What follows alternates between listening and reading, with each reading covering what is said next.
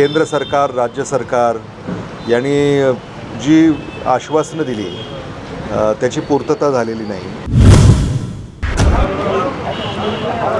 तिसऱ्या टप्प्यात पार पडणाऱ्या लातूर लोकसभा निवडणुकीच्या प्रचाराला जिल्ह्यात सध्या वेग आलेला आहे.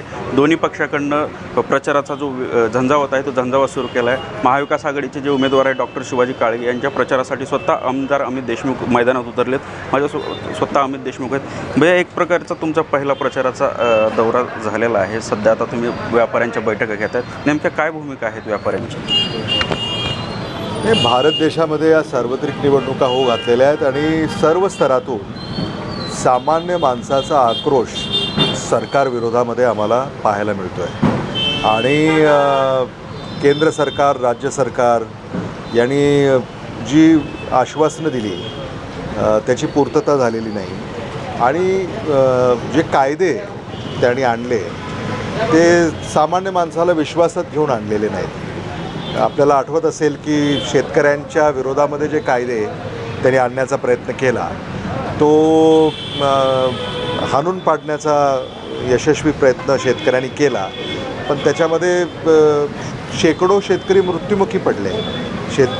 शेकडो शेतकऱ्यांना आपले जीव गमवावे लागले.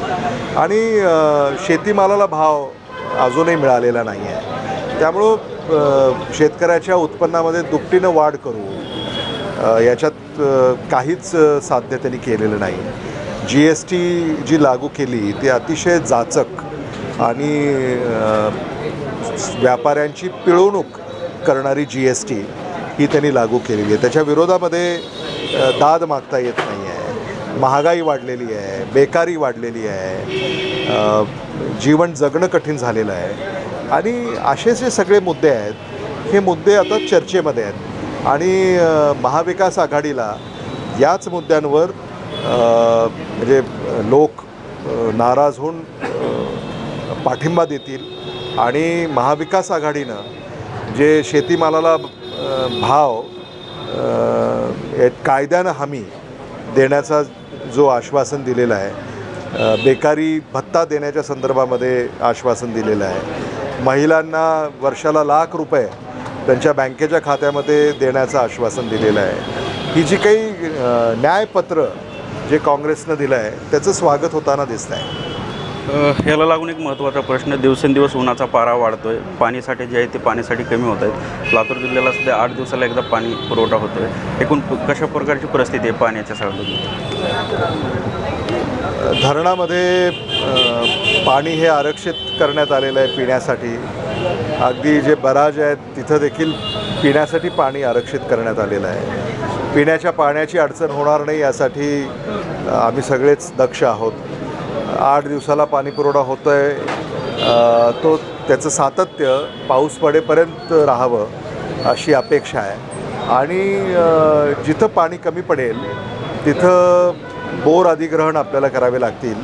तो देखील पर्याय हा खुला ठेवलेला आहे. आणि फार उन्हाळा तीव्र झाला आणि काही ठिकाणी जर पाणी नाहीसं झालं तर तिथं टँकरद्वारे सुद्धा पाणी पुरवठा आपल्याला करावा लागेल. म्हणजे ही वस्तुस्थिती आहे, हे सत्य आहे. आणि पाऊस लवकर येईल अशी आशा आहे.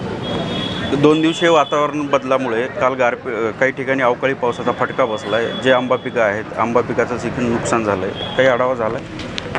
आमच्याकडे माहिती येते आहे की काही ठिकाणी अवकाळी पावसामुळं पिकांचं नुकसान झालं आहे, फळबागांचं नुकसान झालं आहे. ती माहिती एकत्रित करून जिल्हा अधिकाऱ्याकडे काँग्रेस पक्षाचं एक शिष्टमंडळ शेतकऱ्यांना अवकाळी पावसामुळे जे नुकसान झालं आहे त्याचे तातडीनं पंचनामे हे झाले पाहिजे. तरी नुकसान भरपाई ही शासनाच्या नियमानुसार व्हावी यासाठी आमचे प्रयत्न असणार आहेत.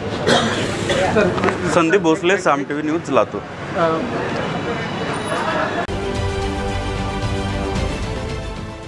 देश विदेशातील प्रत्येक घडामोडींचे लाईव्ह अपडेट मिळवण्यासाठी आता साम टीव्हीच्या सर्व सोशल मीडिया प्लॅटफॉर्मला लाईक, फॉलो आणि सबस्क्राईब करा. तसंच सर्व नोटिफिकेशनसाठी बेल आयकॉन प्रेस करायला विसरू नका.